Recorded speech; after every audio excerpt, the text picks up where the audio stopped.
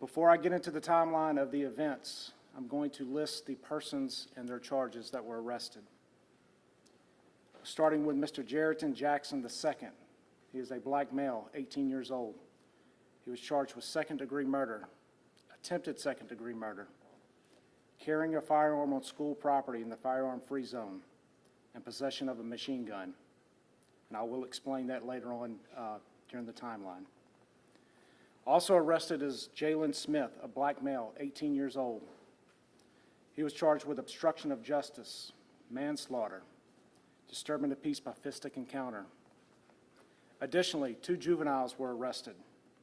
Juvenile 1, manslaughter and disturbing the peace by fistic encounter. Juvenile 2, obstruction of justice. These juveniles are currently being held in juvenile facilities across the state. These are the timeline of events, again, that occurred at Port Allen High School Friday evening. September 1st, Port Allen High School versus Brusly High School was having their 52nd annual Sugarcane Classic football game. Shortly after 8:30 p.m., shots were fired during halftime. It is believed that an altercation at halftime led to the shooting. Multiple law enforcement officers, including those who were off duty attending the game, responded and began quickly canvassing the area, as well as attempting to identify suspects and witnesses. 2 victims were located near the concession stand area. Mr. Jacoby Queen, a 15-year-old black male from Brusly High School. He was transported to a local hospital where he succumbed to his injuries. Ms. Brazia Davis, a 28-year-old female, was wounded. She was also transported to a local hospital. The crime scene was established, and crime scene was processed by the Louisiana State Police Crime Lab.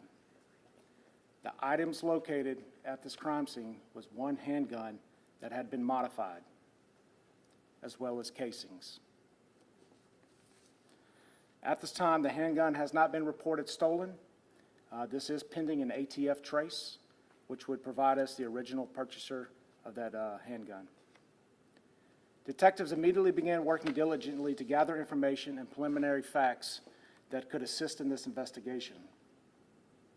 On Sunday, September 3rd, detectives were able to obtain a probable cause arrest warrant for Jerriton Jackson II for his involvement in the shooting.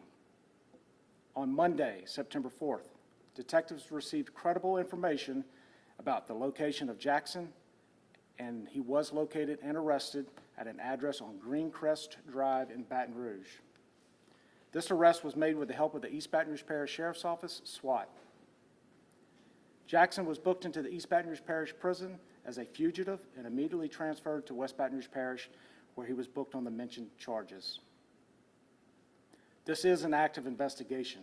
Anyone who has video and or pictures is still encouraged to use the QR code and the link provided to the media where they can submit that information that they may have. Moving forward, the West Baton Rouge Sheriff's Office is working with the West Baton Rouge Parish School Board, providing suggestions and recommendations to their safety protocols.